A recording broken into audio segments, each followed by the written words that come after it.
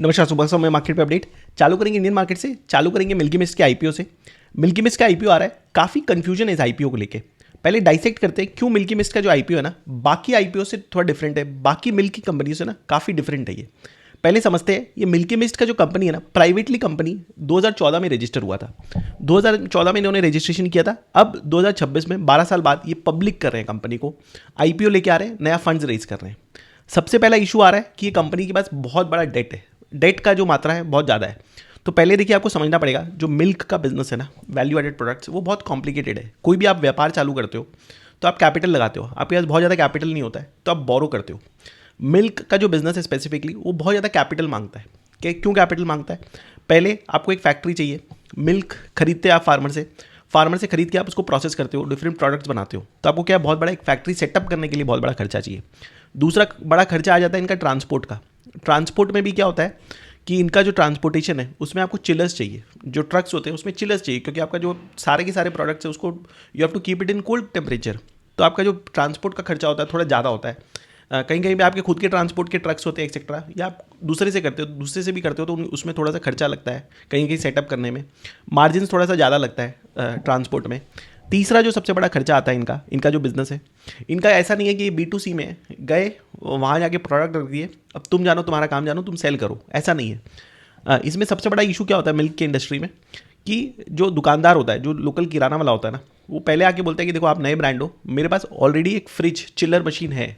जैसे आप कोई भी किराना दुकान पे जाते हो देखते हो अमूल का एक या क्वालिटी वॉल्स का एक फ्रीज़र रहता है। पहला बोलता है कि देखिए हमारे पास जगह ही नहीं है, हम नया चिलर नया फ्रिज बैठा ही नहीं पाएंगे। तो पहला आपको उसको कन्विंस करने में टाइम लग जाता है कि आप हमारा चिलर भी लो, आप हमारा फैसिलिटी भी लो और अपना सेटअप करो। दूसरा क्या होता है कि वो मान भी जाता है ना कि चलो मैं आपका चिलर लगा लेता हूँ, तो वो बोलता है देखो मेरे पास एक फ्रिज है ऑलरेडी, 30-40-50 हज़ार रुपये लगा है मेरा ये फ्रिज लगाने का, अब नया और मैं खर्चा नहीं करना चाहता हूँ 50 हज़ार का। तो क्या होता है कि नया ब्रांड में आपको स्टेप इन करना पड़ता है फ्रीजर में। बोलते ठीक है चलो तुम फ्रीज़र लगाओ, एक पोर्शन मैं देता हूँ पैसा, एक पोर्शन तुम दो, या मैं तुम्हें लीज पे दिलाता हूँ, या मैं तुम्हें EMI पे दिलाता हूँ कोई बैंक से। तो उसमें एक आपको सेटअप करना पड़ता है। सेम चीज़ आपके पेंट इंडस्ट्री में इशू होता है। पेंट में क्या होता है कि पेंट में भी अगेन आपको एक टिंटिंग मशीन लगता है। आप देखते होंगे पेंट के कोई भी दुकान में जाएंगे ना तो बहुत सारे वाइट बॉक्सेस के कलर्स रहते हैं, सब वाइट इन कलर रहते हैं। वो लेता है, आप कलर डिसाइड करते हो, वो मशीन में कलर को बनाता है, कलर बना के आपको दे देता है। तो क्या है, टिंटिंग मशीन लगता है। प्लस जो दुकान होते हैं कलर के वो बहुत छोटे होते हैं, छोटे दुकान होते हैं, उसमें एक टिंटिंग मशीन बैठता है, चारों तरफ बॉक्सेज रहते हैं। तो कोई भी नया प्लेयर को आके एग्जिस्टिंग डीलर को तोड़ना ना मुश्किल हो जाता है।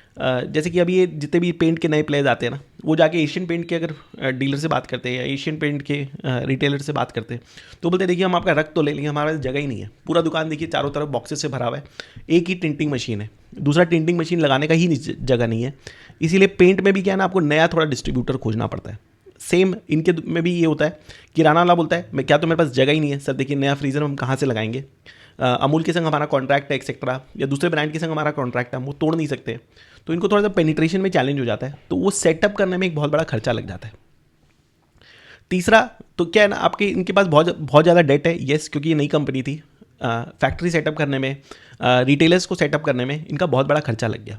इस कंपनी में ना, क्योंकि ये तमिलनाडु बेस्ड कंपनी है, इनका जो बिजनेस मॉडल है ये तमिलनाडु से आए थे, और तमिलनाडु में साउथ में इनका 70% सेल्स होता है। इसमें हमें कल्याण ज्वेलर्स का झलक दिख रहा है इस कंपनी में, मिल्की मिस्ट में। क्यों कल्याण ज्वेलर्स का झलक दिख रहा है? पहला, कल्याण ज्वेलर्स तमिलनाडु से, ये कंपनी तमिलनाडु से, ठीक है, वो कोई मायने नहीं रखता है। लेकिन जो आप कॉमेंट्री देखोगे ना तो दोनों का कॉमेंट्री IPO के टाइम पे सेम था। कल्याण ज्वेलर्स जब IPO किया था साउथ में डोमिनेंस बहुत ज़्यादा था, बहुत ज़्यादा साउथ में सामान बेचते थे।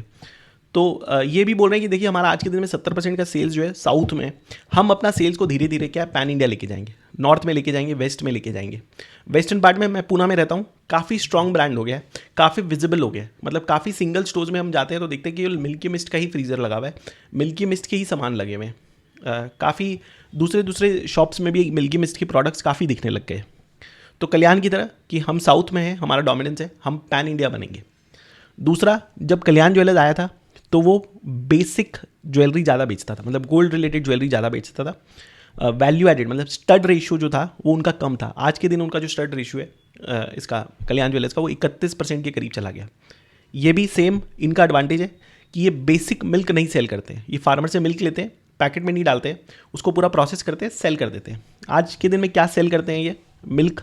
अगर आप इनका मिल्क का सेल्स देखोगे ना तो ज़ीरो है। मिल्क का प्रोडक्ट सेल्स देखोगे ना तो पनीर 30% के करीब है, चीज़ 15% के करीब है, कर्ड भी 15% के करीब है, घी 10-12% के करीब है, घी बटर, बाकी आइसक्रीम में। तो ये बोल रहे हैं कि देखिए हमारा जो सेल्स है 100 रुपये का जो सेल्स हम करते हैं उसमें 75% जो सेल्स है वो हम बेसिक सेल्स करते हैं। मिल्क तो चलो एकदम लो मार्जिन प्रोडक्ट है, वो तो हम बेचते ही नहीं है। इसके अलावा भी जो हम जो बेचते हैं ना उसमें भी हम उतना मार्जिन नहीं कमा पाते हैं जितना हम चीज़ में कमा पाते हैं, जितना हम आइसक्रीम में कमा लेते हैं। तो हम और ज़्यादा वैल्यू एडेड चेन में जाना चाहते हैं और ज़्यादा हाई मार्जिन प्रोडक्ट में जाना चाहते हैं। तो किस में जाना चाहते हैं ये आने वाले समय में, ये बोलते हैं आने वाले समय में हम आपके प्रोटीन पाउडर में जाना चाहते हैं, क्योंकि हम क्या वे से बनता है, वे प्रोटीन आपके मिल्क के पाउडर से बनता है, उसमें जाना चाहते हैं हम, स्वीटनर में जाना चाहते हैं। तो जिस तरह कल्याण ने बोला था कि हम स्टड रेशियो अपना बढ़ाना चाहते हैं, सेम ये बोल रहे हैं कि हम अपना जो है ना ये हाई मार्जिन प्रोडक्ट में धीरे धीरे ज़्यादा जाएंगे, वे प्रोटीन में जाएंगे, स्वीटनर में जाएंगे, कर्ड में भी जो एक्सपेंसिव कर्ड आता है, जो प्रोटीन रिच्ड कर्ड होता है वो उसमें जाएंगे हम, आइसक्रीम्स में जाएंगे, और धीरे धीरे जो हमारा फोकस है ना उसी दिशा में लेके जाएंगे। नंबर के पॉइंट ऑफ व्यू से बात करें, अगर आप सेल्स का नंबर देखेंगे तो लास्ट 3 साल का इनका सेल्स देखेंगे ना, इस साल का जो FY26 का सेल्स था लगभग 31,050 करोड़ के करीब था, उससे पहले 2350 करोड़ के करीब था, और उससे पहले FY24 में 1800 करोड़ के करीब था। लगभग 25-26% से ग्रो कर रही है कंपनी, बहुत तेज़ी से एक्सपैंड कर रही है। नॉर्थ वेस्ट में ये है नहीं, बहुत तेज़ी से एक्सपैंड कर रहे हैं। इनका वो जो प्रोटीन रिच कर्ड है ना, इसका एक्सेप्टेबिलिटी बहुत स्ट्रांग है। हमें ऐसा लगता है महाराष्ट्र में, पूना में इनका प्रोडक्ट को बहुत तेज़ी से मार्केट ने एक्सेप्ट कर लिया, पनीर, घी एक्सेट्रा काफ़ी दिखने लग गया। एटलीस्ट पूना में तो ये ब्रांड काफ़ी विजिबल हो गया। नया पैसा उठा रहे हैं ये। नया पैसा का क्या करेंगे, पहला तो 500 करोड़ के करीब ये बोलते हैं हमारा जो लोन है वो हम क्लियर ऑफ कर देंगे। उसके बाद जो 500 करोड़ के करीब है वो हम नया वैल्यू एडेड प्रोडक्ट्स जो आपको बता रहे हैं, आपके इसकी तरफ, वे प्रोटीन की तरफ, स्वीटनर की तरफ, नया चीज़ की तरफ। अभी हम बेसिक चीज़ में भी ऑल्टरनेटिव्स होते हैं, एक्सपेंसिव चीज़ होते हैं, तो चीज़ की तरफ जा रहे हैं। चीज़ में भी क्या है ना, आपका इन्वेंट्री आ जाता है, इसलिए महंगा होता है। चीज़ में क्यों इन्वेंट्री आता है, क्योंकि चीज़ का जो प्रोसेस होता है उसमें ईजिंग का दरकार होता है, आपको कुछ दिन उसको रख के रखना पड़ता है। बाकी प्रोडक्ट्स आप लेते हो, मैन्युफैक्चर करते हो, आप सेल कर देते हो। चीज़ में आपका ईजिंग आ जाता है, तो आपको क्या ना इन्वेंट्री दिखने लगेगा इनके बुक्स में। चौथा क्या है कि ये बोल रहे हैं कि हम जो 150 करोड़ के करीब है रिटेल फुटप्रिंट को एक्सपैंड करेंगे। देखिए रिटेलर अगर आपका माल नहीं ले रहा है ना, गुड्स नहीं ले रहा है, तो आप बहुत तेज़ी से अपने आप को फैला नहीं पाओगे। तो आपको रिटेलर में, जैसे मैंने आपको बोला, वो चिलर मशीन बैठाने के लिए, चिलर मशीन बैठाना बहुत एक हेडेक का काम है, बहुत ज़्यादा हेडेक का काम है। आपको जाके कन्विंस करना, उसको समझाना, वहाँ पर एक नया चिलर लगाना, ब्रांड एक्सेप्टेबिलिटी होगा नहीं होगा, वो उसके लिए उनको क्या है 150 करोड़ रुपया ये कर रहे हैं। बाकी कंपनीज़ के कंपैरिजन में इनको कंपेयर किया जा रहा है कि इनका जो वैल्यूएशन है वो बहुत हाई है। अगर आप डोडला डेयरी देखोगे, आप हेरिटेज फूड देखोगे, या हैट्सन एग्रो देखोगे, तो इनका वैल्यूएशन थोड़ा ज़्यादा आ रहा है। इनका वैल्यूएशन ना थोड़ा ज़्यादा आएगा क्योंकि आपको समझना पड़ेगा कि इनका मार्जिन्स बहुत ज़्यादा है। इनका लास्ट ईयर का मार्जिन लगभग 13.9 के करीब था, इससे पहले 13.2 था, उससे पहले 11.8 के करीब था। क्योंकि ये क्या है ना, मिल्क नहीं बेचते। बाकी प्लेयर्स जो है मिल्क बेचते हैं तो उनका मार्जिन बहुत कम होता है। जैसे हेरिटेज का पहले 8% के करीब मार्जिन होता था, इस बार उनका 6% के करीब मार्जिन हो गया, क्योंकि डायरेक्ट हिट हो गया। मिल्क बेचते हैं, मिल्क का दाम बढ़ गया, मिल्क का दाम बढ़ने के कारण डायरेक्ट हिट आ गया। इनके पास क्या है, ये वैल्यू एडेड प्रोडक्ट बेचते हैं तो उतना ज़्यादा हिट नहीं आता, ये प्रोडक्ट का दाम बढ़ा देते हैं। सेम आप डोडला डेयरी का देखेंगे तो 8% के करीब का मार्जिन है। हैट्सन एग्रो का देखेंगे तो थोड़ा ज़्यादा है, 11.5 है। उनका क्या है, वैल्यू एडेड प्रोडक्ट्स का शेयर थोड़ा ज़्यादा है, वो भी फोकस कर रहे हैं हम वैल्यू एडेड प्रोडक्ट्स की तरफ जाए। तो क्या है, आप जस्ट समझिए, कैपिटलिस्ट होता है शेयर बाजार। शेयर बाजार क्या है ना, पूरा का पूरा कैपिटल को रिवॉर्ड करता है कि आप 100 रुपया मैंने आपको दिया एज कैपिटल, आप कितना कमा रहे हो। तो ये 100 रुपया देता है, 100 रुपया का सेल्स करके 14 रुपया का ऑपरेटिंग मार्जिन ले जाता है। बाकी लोग 100 रुपये का सेल करके, जैसे मैं हेरिटेज फूड का आपको बता रहा हूँ, 100 रुपये का सेल करके 6 रुपये का मार्जिन लेके जा रहे हैं, 8 रुपये का मार्जिन लेके जा रहे हैं। तो इसका 100 रुपये का sale is equivalent to Heritage का 200 रुपये का सेल, क्योंकि मार्जिन बहुत कम है। और प्लस ये आने वाले समय में, जैसे मैंने आपको बताया कल्याण की तरफ, कि हम बहुत तेज़ी से क्या है ना और वैल्यू एडेड प्रोडक्ट्स में जाएंगे। हमारा फोकस जो है बहुत ज़्यादा वैल्यू एडेड प्रोडक्ट्स की तरफ रहेगा। इनका वो जो अगेन मैं बोलता हूँ प्रोटीन वाला जो कर्ड है ना, यहाँ महाराष्ट्र पूना में तो काफ़ी हिट है। ऑनलाइन में हमने चेक किया, काफ़ी ज़्यादा विजिबिलिटी है उस प्रोटीन रिच कर्ड का। तो डायरेक्शनली क्या है ना, ये कंपनी बहुत तेज़ी से आगे जा रही है। येस, नई कंपनी थी, डेट रहेगा, लेकिन इसमें क्या है ना, आपको डिफ्रेंशिएट करना पड़ेगा। जैसे अदानी विल्मर है, अदानी विल्मर भी एफएमसीजी कंपनी है, ब्रिटानिया भी एफएमसीजी कंपनी है, लेकिन मार्केट अलग अलग वैल्यू देता है, क्योंकि अदानी विल्मर के पास ना बेसिक ऑयल के अराउंड में ज़्यादा काम करता है, लो मार्जिन बिजनेस में ज़्यादा काम करता है, सेल्स का नंबर बहुत बड़ा आता है, लेकिन मार्जिन इतना कम होता है कि प्रॉफिटेबिलिटी में कन्वर्ट नहीं होता है। देखिए शेयर बाजार में ना आप कोई भी कंपनी को देखेंगे ना, आप आरओई के माध्यम से देखिए, मार्जिन के माध्यम से देखिए, आप एज ए शेयर होल्डर उसको 100 रुपया देते हो, उस 100 रुपया में वो आपको कितना कमा के ला के देता है, कितना प्रॉफिटेबिलिटी ला के देता है, आरओई कितना होता है, उसके हिसाब से आप एक कॉल लीजिए। मार्केट ये भी देखता है कि मैंने अगर आपको 100 रुपया दिया है, आपने 20 रुपया कमा दिया, क्या तुम वो 20 रुपया जो तुमने कमाया है क्या तुम मुझे डिविडेंड के तौर पे वापस दे दो? अगर तुम डिविडेंड के तौर पे नहीं दे रहे हो, अपने पास रख रहे हो, तो क्या तुम उस 20 रुपये पे वापस से 20% कमा सकते हो क्या? तो आपको क्या है कि ये 3-4 पैरामीटर्स देखना पड़ेगा। हमें लगता है कि हालांकि इसमें बहुत टर्बुलेंस है, लोग बोल रहे हैं वैल्यूएशन ज़्यादा है, एक्सपेंशन नहीं है, बट हमें लग रहा है कि this is a good company. I will not take it as buy or sell recommendation, हम केवल डाइसेक्ट करना चाह रहे थे बिजनेस को। Please kindly do not take it as a buy or sell recommendation. But ये बिजनेस क्या है ना, डायरेक्शनली बहुत सही दिशा में जा रहा है। प्लस ये मेजर बेनिफिशियरी है क्विक कॉमर्स का। जैसे मैंने आपको बताया कि ये रिटेलर्स, ये जो चिलिंग मशीन है उसका एक इशू होता है। अभी क्या है ना, आज के दिन बिजनेस करना थोड़ा इजी हो गया। 10-15 साल पहले जो भी कोई रिटेलर आता था, पहले क्या बोलते थे, ये पार्ले, ब्रिटानिया, नेस्ले, ये बोलते थे देखो हमारे पास डिस्ट्रीब्यूशन रीच है, कोको कोला, थम्स अप, हमारे पास डिस्ट्रीब्यूशन रीच है, हम गाँव तक जाके हमने सालों साल बैठ के अपना डिस्ट्रीब्यूशन बैठाया। वो जो मोड था वो टूट गया अचानक में। क्या हो गया, क्विक कॉमर्स आ गया। क्विक कॉमर्स में क्या है कि आपको, it's a factory. Quick commerce में क्या है, डार्क स्टोर होता है, फैक्ट्री है, सामान पे सामान, सामान पे सामान, चिलर का कोई इशू नहीं होता, आपको कन्विंस नहीं करना पड़ता है बहुत जल्दी कि नहीं तुम हमारा ही चिलर डालो। उनका खुद का सेटअप रहता है, डिफरेंट ब्रांड्स के उसमें मिल्क के प्रोडक्ट्स रहते हैं। तो क्या है कि आप बहुत तेज़ी से रीच आउट कर सकते हो पब्लिक को, अपना मिल्क का प्रोडक्ट सेल कर सकते हो। और प्लस सेकंड, ये क्विक कॉमर्स का सबसे बड़ा beneficiary is value added milk products. अगर आप खुद देखोगे ना, तो consumption of value added milk products, paneer, ghee, butter, cheese et cetera is spurted, क्योंकि स्पोरैडिक खर्चा होता है। आप जस्ट मोबाइल उठाते हो, ऑर्डर करते हो, आपका सामान आ जाता है तुरंत। तो क्या आपका जल्दी क्या है ना, this is one of the major beneficiary this value added. बाकी जितने भी एफएमसीजी के कंपनी थे, उन्होंने भी अपने कॉन्कॉल्स में बोला कि हम बहुत तेज़ी से देख रहे हैं क्विक कॉमर्स को, हम बहुत सीरियसली देख रहे हैं, हम सोच रहे हैं कि क्या हम क्विक कॉमर्स के लिए अलग टाइप का कोई पैकेजिंग कर लें, अलग टाइप का कोई मार्केटिंग कर लें। तो ये क्या है, मेजर बेनिफिशियरी हो गया। जो पहले एक पेन पॉइंट रहता था चिलिंग मशीन का, वो भी थोड़ा डाइल्यूट हो रहा है धीरे करके। कंपनी बहुत तेज़ी से ट्रांसफॉर्म कर रही है। अगर आप कल्याण का भी आईपीओ देखोगे ना, कल्याण का भी जब आईपीओ आया था तो मार्केट बहुत ज़्यादा जिटरी था, बट धीरे, मैं ये नहीं बोल रहा हूँ कि आज अचानक में कोई मैजिक हो जाएगा। आपको देखना पड़ेगा कि कंपनी दिशा वाइज अपने आप को डाइवर्सिफाई कर पा रही है क्या, वेस्ट में बहुत फैल पा रही है क्या, नॉर्थ में बहुत फैल पा रही है क्या, एक्सेप्टेबिलिटी आ रहा है क्या इनका धीरे प्रोडक्ट। बट अगेन खाने पीने की प्रोडक्ट है, द प्रोबेबिलिटी ऑफ सक्सेस थोड़ा बेटर हो जाता है। अगर आप क्वालिटी प्रोडक्ट देते हो तो पब्लिक क्या आपको एक्सेप्ट कर लेती है, बहुत जल्दी से आपको अपना लेती है। तो एक मिल्की मिस्ट को यहीं तक रखते हैं कि इसमें काफ़ी कन्फ्यूजन था इस आईपीओ को लेके। ये कंपनी डायरेक्शनली बहुत अच्छा कर रही है, इनका मार्जिन बहुत अच्छा है, एक्सपैंड कर रही है कंपनी। तो आप don't take it as a buy or sell recommendation, the idea was only to dissect milk as a sector and Milky Mist as an IPO. Next चलते हैं, दूसरे पॉइंट पे चलते हैं। मिल्की मिस्ट हो गया, दूसरा पॉइंट चलते हैं। दूसरा पॉइंट चलते हैं, कोरवीव का कल रिजल्ट आया यूएस मार्केट में। कोरवीव एक कंपनी है जो E2E के अराउंड में काम करती है, नियो क्लाउड के अराउंड में काम करती है। पहले नियो क्लाउड क्या होता है डिस्कस कर लेते हैं। क्लाउड आपने सुना है कि क्लाउड का बिजनेस होता है। नियो क्लाउड का क्या बिजनेस होता है? नियो क्लाउड का जो बिजनेस होता है कि आप डेटा सेंटर जाके रेंट पे ले लेते हो। आपका छोटा एक स्टार्टअप बिजनेस है, आप बहुत ज़्यादा आप खर्चा नहीं कर सकते, नया जीपीयू नहीं ले सकते, एनवीडिया का लेटेस्ट जीपीयू नहीं ले सकते हो, तो आप क्या करते हो, आप रेंट पे ले लेते हो जीपीयू को। सेम मॉडल है कोरवीव का, यूएस की कंपनी है, सेम E2E रेंट पे देती है, आपके जो जीपीयूज होते हैं वो रेंट पे देती है। कोरवीव का रिजल्ट आया, पहले डाइसेक्ट करते हैं। जो रेवेन्यू है वो 3.45 बिलियन के करीब चला गया। इस साल का जो गाइडेंस दे रहे हैं वो 12.4 to 13.2 बिलियन का गाइडेंस दे रहे हैं, बहुत स्ट्रॉन्ग गाइडेंस दे रहे हैं। सबसे इंपॉर्टेंट होता है इनका कैपिटल एक्सपेंडिचर, ये किस दिशा में करेंगे। क्या आप बहुत तेज़ी से अपना जीपीयूज और बैठा रहे हो क्या?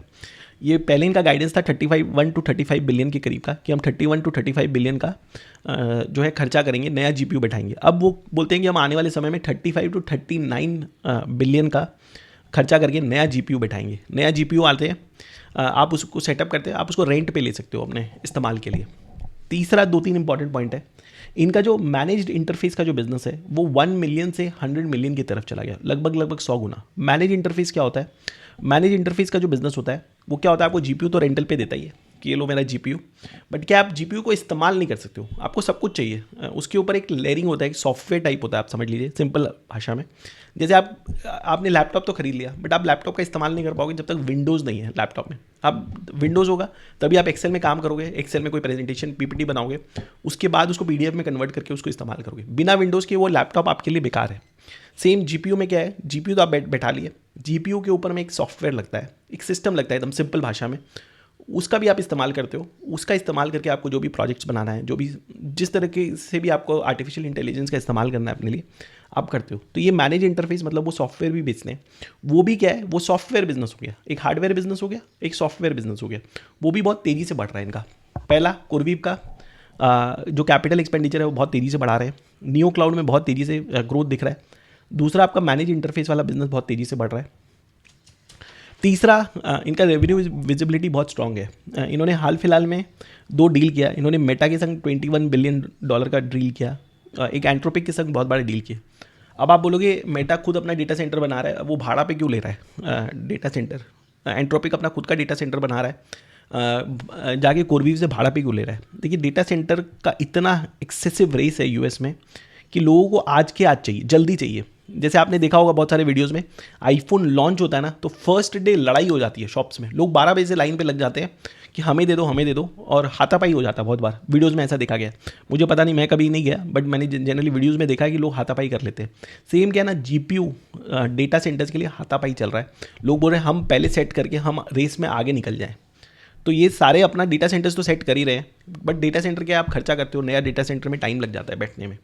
तो ये क्या बोल रहे हैं कि हमें बहुत जल्दी है, हमें कोरवीव के पास डेटा सेंटर्स है, नए वाले जीपीयूज़ हैं इनके पास, हमें दे दो, हमें रेंट पे दे दो। तो इनका रेवेन्यू विजिबिलिटी बहुत ज़्यादा तेज है।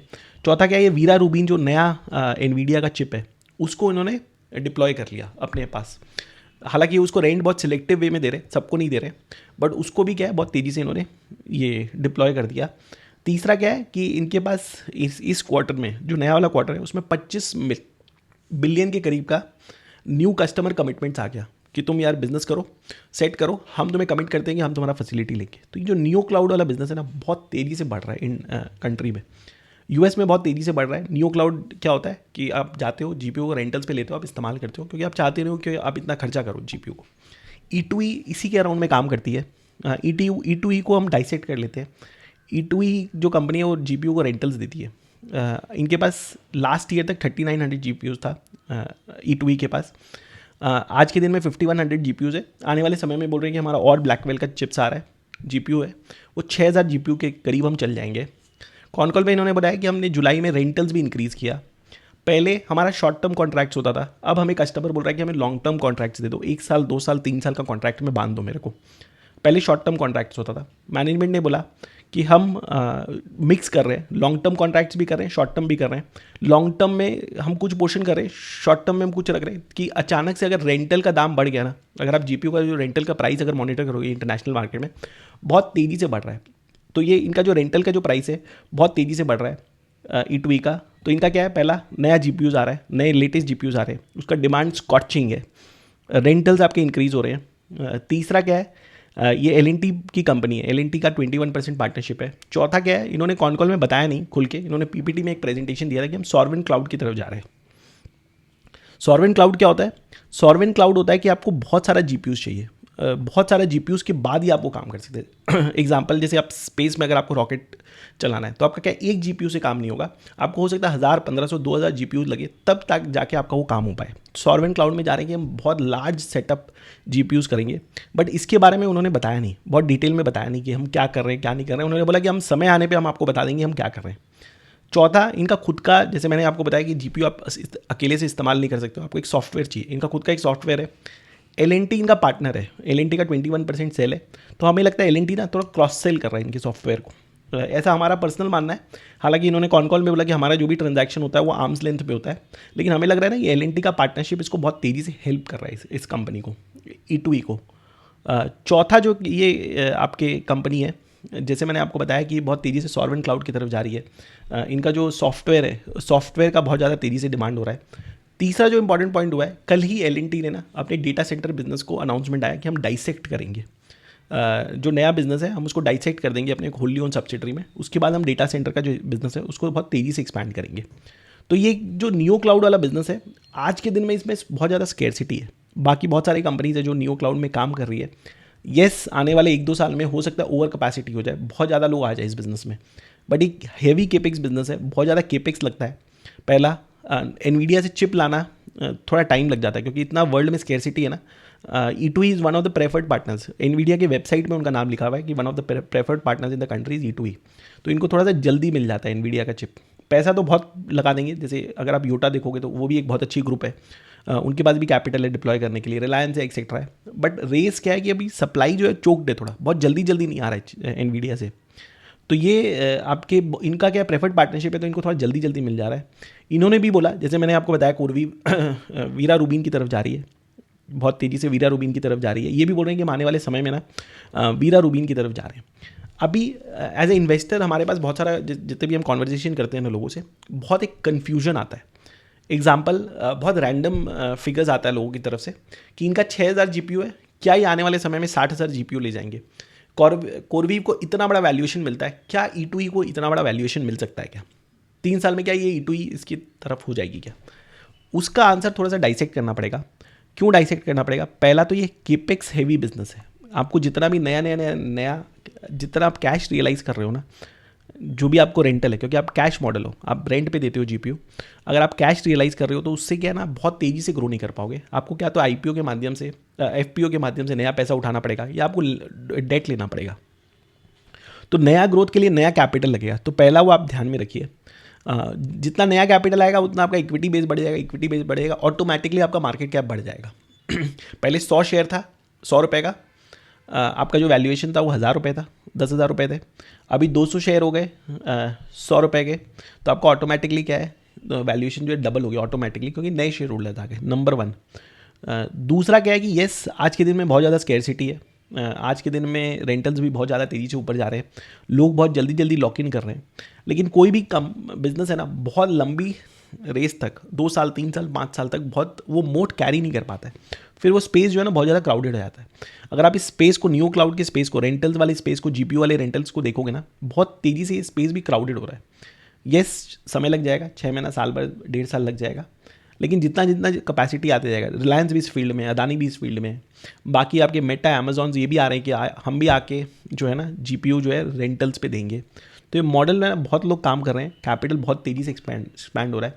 1.5-2 साल में हमें लगता है ये जो स्पेस है ना बहुत ज़्यादा क्राउडेड हो जाएगा, तो रेंटल्स जो है ना आपका बहुत तेज़ी से नीचे नीचे जाते रहेगा। तो ये सोचना कि आने वाले समय में क्या E2E को कोरवीव का वैल्यूएशन मिल जाएगा, आपको देखना पड़ेगा। आज आप ये वैल्यूएशन नहीं कर सकते हो। और तीसरा, मैंने जैसे आपको बताया कि सबसे बड़ा कन्फ्यूजन क्या है, नया ग्रोथ के लिए नया कैपिटल लगेगा। नया कैपिटल के लिए आपको बार बार क्या है, फंडिंग लेना पड़ेगा। हैवी कैपेक्स बिजनेस है, सॉफ्टवेयर बिजनेस नहीं है कि आपने एक सॉफ्टवेयर बना दिया, अब चाहे 100 को सेल करे, 1000 को सेल करे, 10,000 को सेल करे, कोई आपको नया कैपिटल नहीं चाहिए। तो बाजार को क्या बहुत पसंद आता है। आपके केस में आपको बार बार क्या है, कैपिटल लेना पड़ेगा। तो डायरेक्शनली येस, E2E को लेके काफ़ी कंफ्यूजन रहता है। Don't take it as a buy or sell recommendation. Directionally आज के दिन हम समराइज करते हैं कंपनी, येस, लेटेस्ट आपके पास GPU है, इसके कारण आपका मार्जिन बढ़ रहा है। लेटेस्ट GPU पे आपको रेंटल्स बहुत ज़्यादा मिल रहा है।